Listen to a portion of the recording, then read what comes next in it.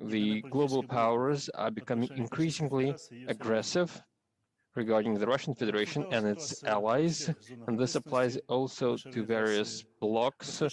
We discussed the operation of our organization in Eastern Europe, where NATO has been expanding its infrastructure.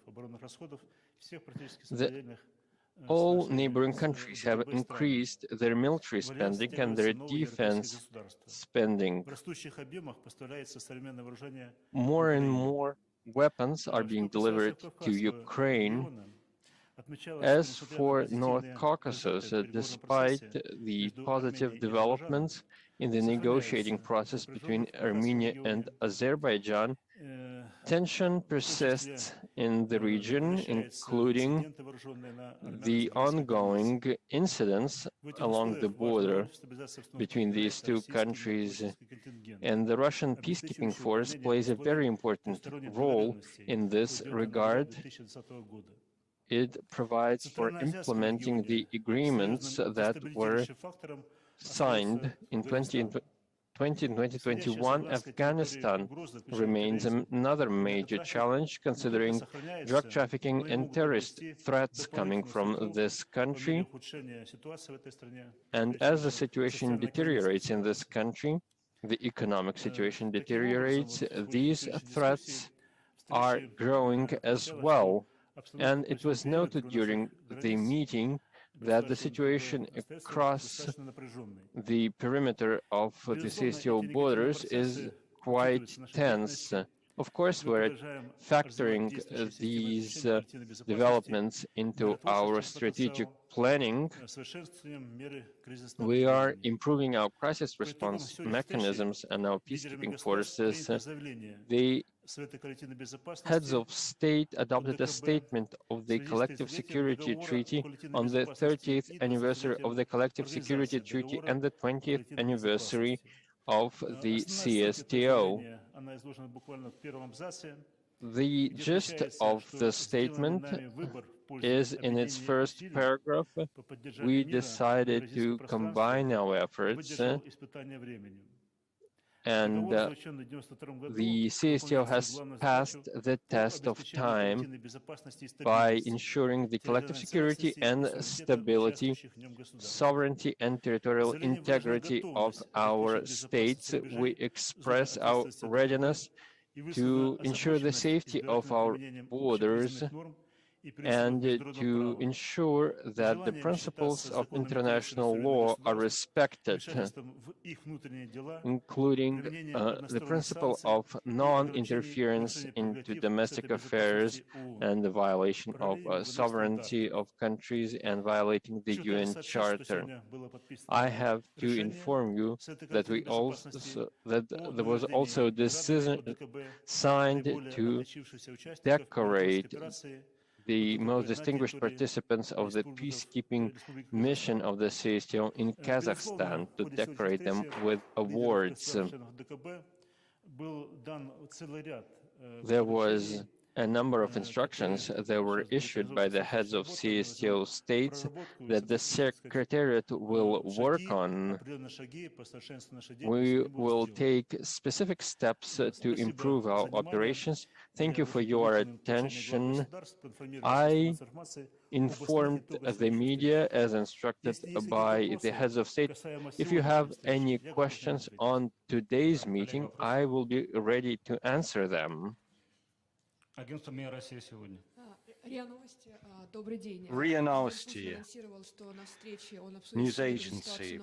President Putin said he would discuss the Ukraine crisis with his counterparts.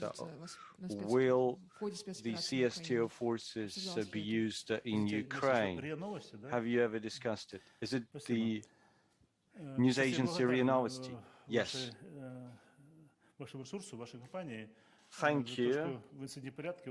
We appreciate the efforts of your agency for setting up a photo exhibition dedicated to the CSTO. Thank you for that footage. Back to your question. During the meeting, Russian President Vladimir Putin provided a detailed account of the progress of the special military operation undertaken by the Russian Federation in Ukraine. He updated his counterparts. No mention has been made of the deployment of the CSTO forces in Ukraine. We have not discussed it. Any other questions? Belt, news agency Belt. Mr. Zas, during the summit, President Putin spoke about his response to Sweden and Finland's plans to join NATO. What is your take? How will their accession impact the security in the region? What response measures will be taken? Now, on the accession of NATO and Finland to NATO, again, it's not some separate issue. We have to look at we have to put it into context. What do we have on our western borders? We are seeing possible further militarization and more tension on that border. They ramp up spending, they ramp up the troops, they will deploy more forces right on the border. Previously, we talked about militarization of Eastern Europe. Right now, this would also apply to Northern Europe. We don't really know what will transpire, but it's apparent that these steps would escalate tension in Europe. That's quite obvious, and an official declaration by the CSTO was made on that score.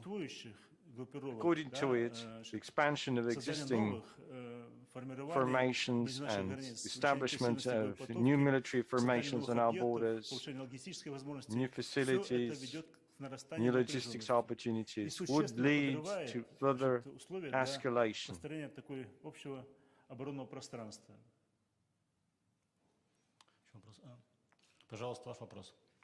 What is your question? Please introduce yourself. I'm from the newspaper Izvestia. The Minister of Defense from Belarus said that dozens of countries will join the CSTO, that it will expand.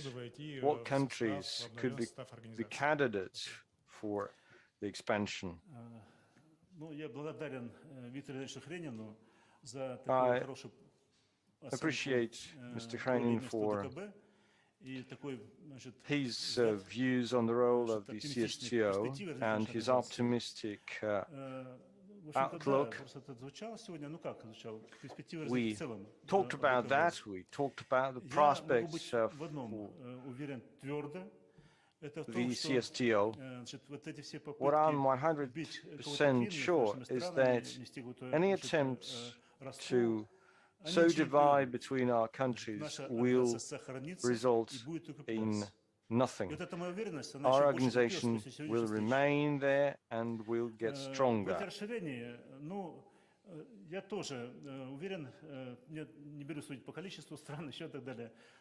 I can't give you the exact number of countries that might join our bloc, but I'm certain that there will be new observers, new member states.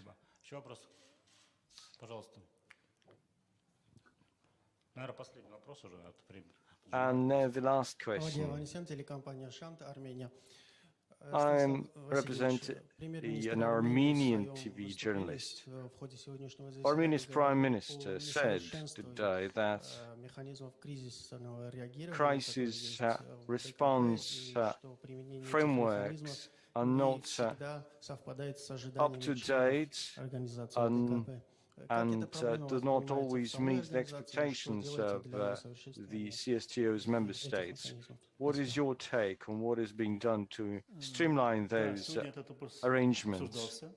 Indeed, we discussed it today,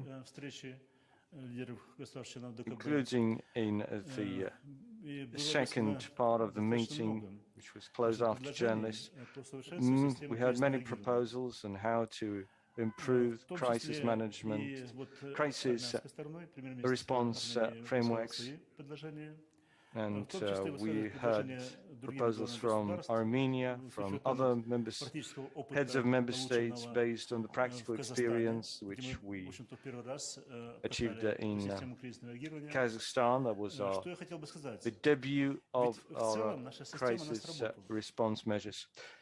Here's what I want to say. Overall, it's been successful. We had to address some of the issues on the spot. We shouldn't do it going forward. Right now, we need to readjust some of the arrangements. But overall, the framework has been sustainable and quite operational. We will do our homework. We'll introduce some adjustments. We also talked about the Caucasus region, but again, we'll have to work further on this. I really appreciate your questions. Congratulations on this anniversary.